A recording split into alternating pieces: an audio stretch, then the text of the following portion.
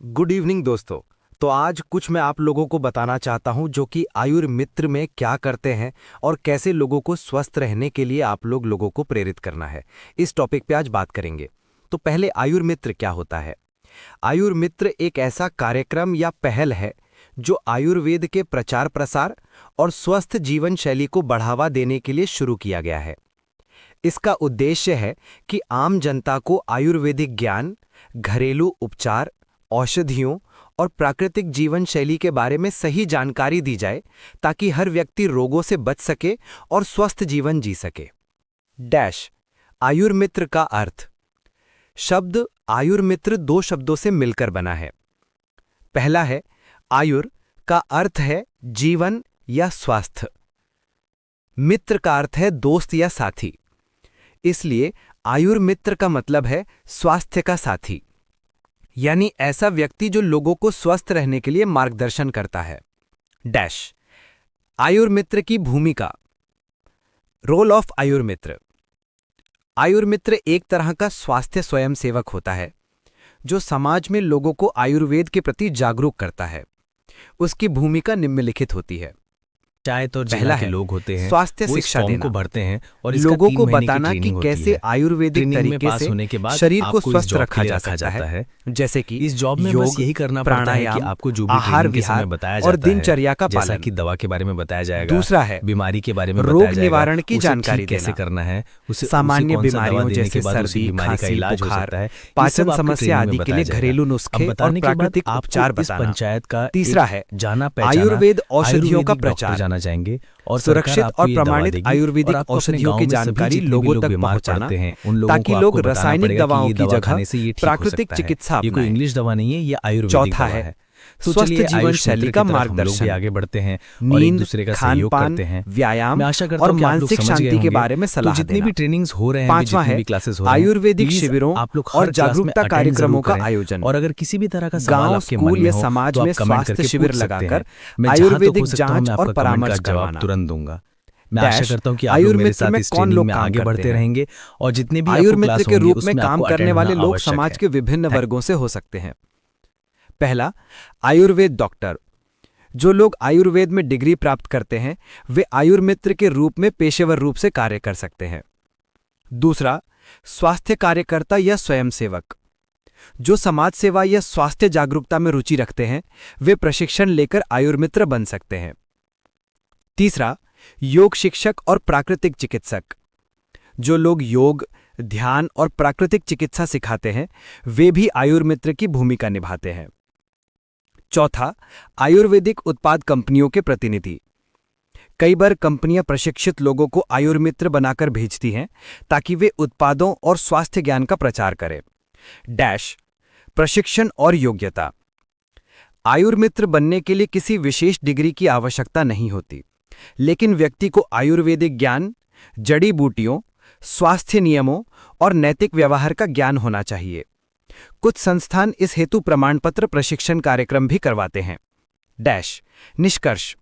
संक्षेप में कहा जाए तो आयुर्मित्र वह व्यक्ति है जो लोगों को बीमार होने से पहले ही स्वस्थ रहने की प्रेरणा देता है। यह आयुर्वेद की उस भावना को आगे बढ़ाता है। हेलो दोस्तों, तो आज हम लोग जानेंगे कि पानी पीने के फायदे और पानी कब कब पीना चाहिए और कब पीना नहीं चाहिए। तो चलिए हम लोग जानते हैं। अगर आप चैनल पर नए हैं तो सब्सक्राइब कर लें। दोस्तों, हमारी बॉडी 60% से ज़्यादा पानी से बनी हुई है, इसलिए हमें स्वस्थ रहने के लिए पानी पीना बेहद ज़रूरी है। लेकिन अगर वही पानी गलत वक्त गलत तरीके से पिया जाए तो वह बहुत सी बीमारियों का कारण बन जाता है, जैसे कि डाइजेस्टिव का कमज़ोर होना, जोड़ों में दर्द, माइग्रेन, स्किन प्रॉब्लम्स, बाल झड़ना, चुस्ती फुर्ती धीमी और हार्ट की प्रॉब्लम्स। दुख की बात तो ये है कि आजकल के समय में 99% से भी ज़्यादा लोग पानी गलत ढंग से पीते हैं, जिसकी वजह से वो पानी के फायदे देने के बजाय जाने अनजाने अपने शरीर को खराब कर लेते हैं। तो दोस्तों, अगर आप जानना चाहते हैं कि पानी पीने का सही तरीका क्या है तो बने रहिए वीडियो के अंत तक ताकि आप कोई इंपॉर्टेंट चीज़ मिस न करें। दोस्तों, पानी हमारे शरीर के लिए बहुत ज़रूरी है। बिना पानी के हम खाने में से न्यूट्रिएंट्स तक एब्जॉर्ब नहीं कर सकते। मगर पानी इतना ज़रूरी और फ़ायदेमंद है, इसका मतलब ये नहीं कि इसको जब चाहे जैसे पी लें। इस वीडियो में मैं आपको बताऊंगा 5 ऐसे फीचर्स जो ये साबित करते हैं कि आप पानी गलत ढंग से पी रहे हैं और उसको ठीक कैसे किया जाए। शुरू करते हैं नंबर 5 से। पानी को खाने से पहले और खाने के बाद पीना। खाना खाने के तुरंत बाद पानी पीना बहुत लोगों की आदत होती है, मगर शायद उन्हें ये नहीं पता कि ये कितना नुकसानदायक है। आयुर्वेद में इसे जहर के बराबर कहा गया है। दोस्तों, जब हम खाना खाते हैं तो हमारी बॉडी का टेम्परेचर बढ़ता है ताकि डाइजेस्ट अच्छे से हो सके, लेकिन वहीं जब हम खाने के तुरंत बाद पानी पी लेते हैं तो हमारे पेट के रस पतले हो जाते हैं, जिसकी वजह से डाइजेस्टिव ठीक से नहीं हो पाता और जब खाना पचता नहीं वो सड़ता है, और जो खाना सड़ता है तो उसमें से न्यूट्रिएंट्स को एब्जॉर्ब करना तो दूर बल्कि गैस, इंडाइजेशन, कॉन्स्टिपेशन और ब्लूटिंग जैसी प्रॉब्लम्स होने लगती हैं। इसलिए दोस्तों, जितना हो सके खाने के बाद पानी ना पिएं। एक बड़ा आसान सा तरीका जो आप फॉलो कर सकते हैं कि खाना खाने के बाद आप कुल्ला कर सकते हैं, इससे बड़ी राहत मिलती है। नंबर 4, पानी को तेजी से पीना। आजकल की भागदौड़ भरी जिंदगी में लोग बहुत जल्दी जल्दी पानी पीते हैं।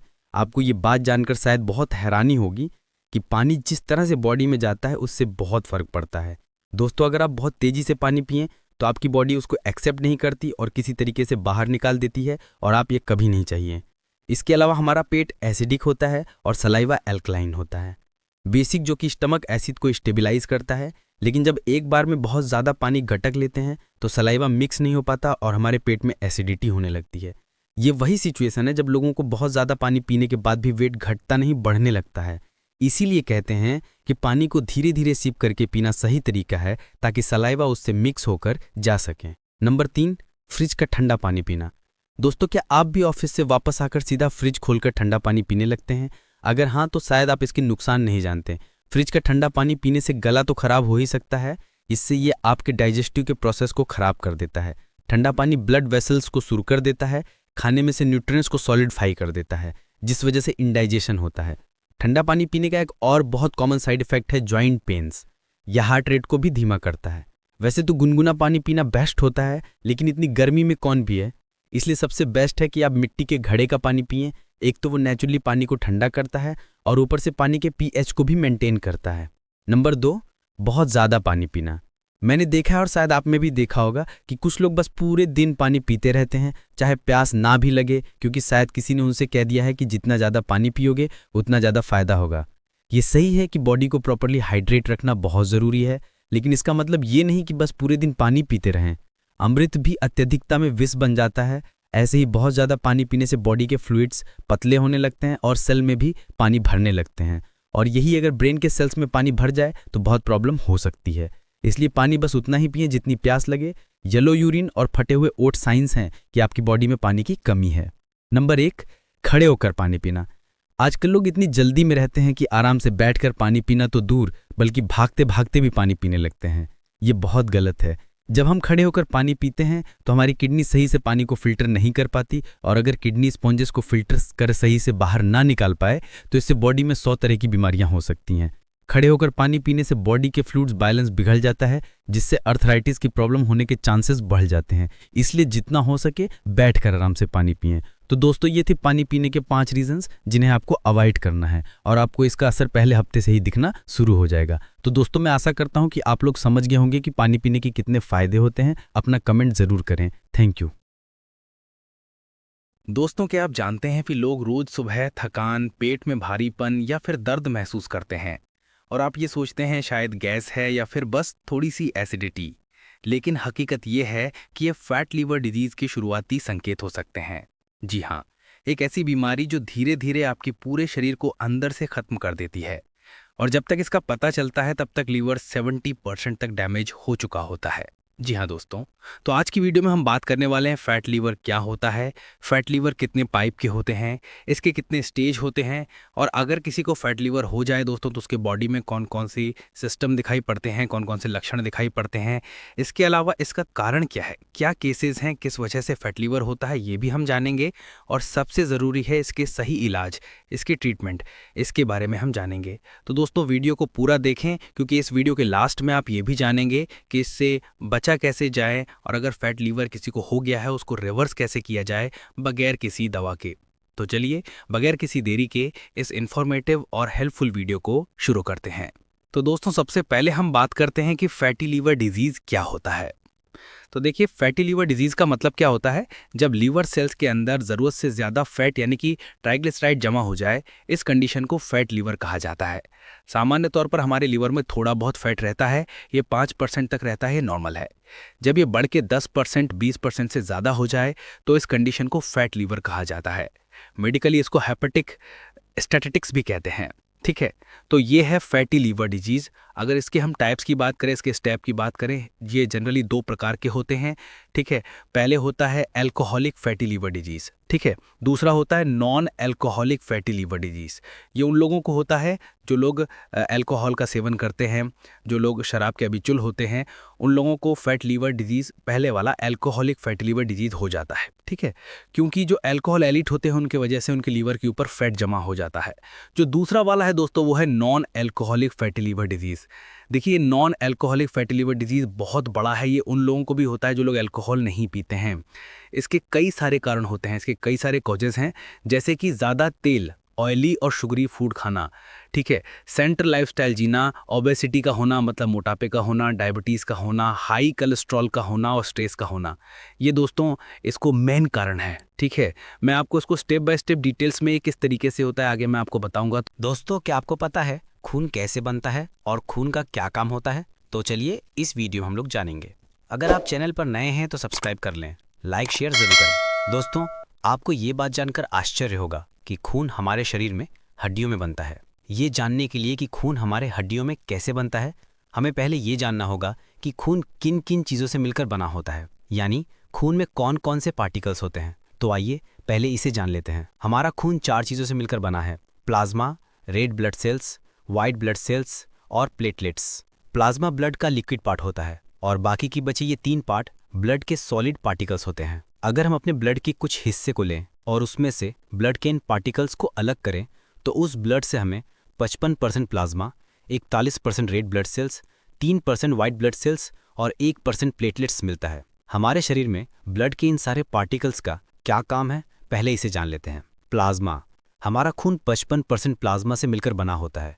प्लाज्मा 90% पानी से मिलकर बना होता है। बाकी इसके 10% में प्रोटीन और कुछ इलेक्ट्रोलाइट्स होते हैं। प्लाज्मा पीले रंग का होता है। अगर हम इसे खून से अलग करें तो ये हमें पीले रंग का दिखाई देता है।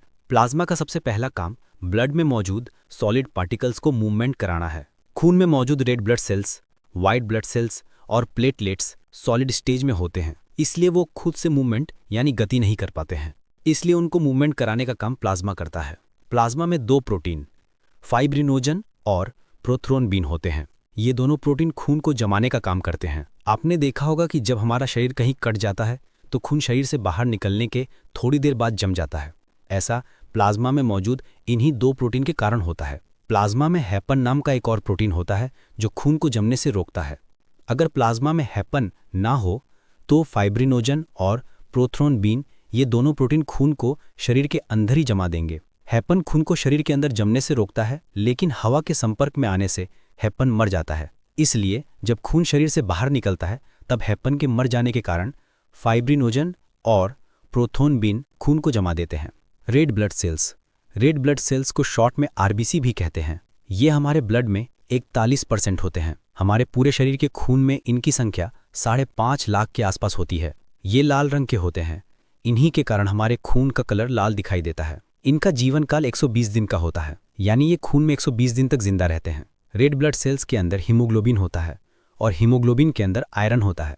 खून में रेड ब्लड सेल्स की कमी होने के कारण ही एनीमिया नाम की बीमारी होती है, जिसे रक्त अल्पता यानी खून की कमी भी कहते हैं। इसलिए एनीमिया होने पर डॉक्टर आयरन की टैबलेट देते हैं। हमारे शरीर में रेड ब्लड सेल्स किसी टैक्सी की तरह काम करते हैं।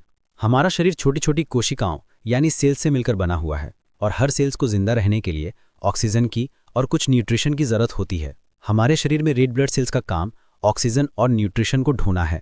रेड ब्लड सेल्स बॉडी के हर सेल्स तक ऑक्सीजन और न्यूट्रिशन को पहुंचाने का काम करते हैं। रेड ब्लड सेल्स हमारे फेफड़ों से ऑक्सीजन को लेकर हमारे शरीर के बॉडी सेल्स तक पहुंचाते हैं और उनसे कार्बन डाइऑक्साइड लेकर वापस फेफड़ों को दे देते हैं। White blood cells, white blood cells को शॉर्ट में WBC भी कहते हैं। ये हमारे ब्लड में सिर्फ 3% ही होते हैं। इनका कलर सफ़ेद होता है और ये ब्लड के सबसे बड़े पार्टिकल्स होते हैं। इनकी संख्या पूरे ब्लड में 10,000 के आसपास होती है। वाइट ब्लड सेल्स का जीवन काल सिर्फ 4 दिन का होता है, यानी ये 4 दिन में ही मर जाते हैं।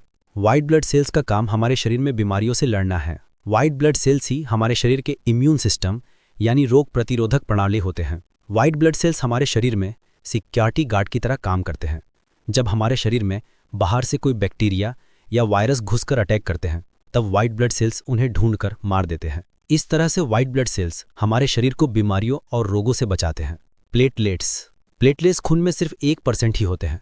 इनकी संख्या हमारे शरीर के पूरे खून में 2 लाख के आसपास होती है और इनका जीवन काल सिर्फ 7 दिन का होता है। ये खून में सिर्फ 7 दिन तक ही जिंदा रहते हैं।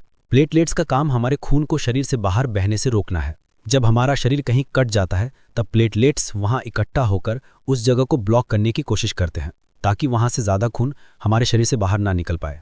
प्लेटलेट्स हमारे शरीर को ताकत देने का भी काम करते हैं क्योंकि इसमें कुछ हार्मोन्स और प्रोटीन होते हैं। हमने ब्लड के सारे पार्टिकल्स और उनके काम को जान लिया। आइए जानते हैं हमारे शरीर में खून कैसे बनता है। हमारे शरीर में खून हड्डियों में बनता है। हमारे शरीर में जितनी भी लॉन्ग बोन्स यानी बड़ी हड्डियां हैं उन्हीं में खून का निर्माण होता है। हमारी हड्डी के अंदर लाल रंग के स्पंजी टिश्यू होते हैं। इन्हें अस्थि मज्जा यानी बोन मैरो कहते हैं।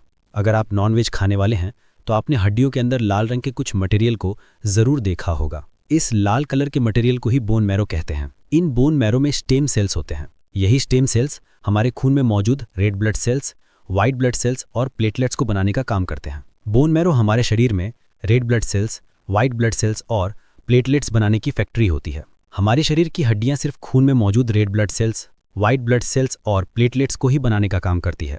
हमारे खून में मौजूद प्लाज्मा को बनाने का काम हमारा लीवर करता है। प्लाज्मा में मौजूद प्रोटीन, फाइब्रिनोजन और प्रोथॉनबीन को बनाने का काम भी लीवर करता है। आशा करता हूं आपको अच्छी तरह समझ आ गया होगा कि हमारे शरीर में खून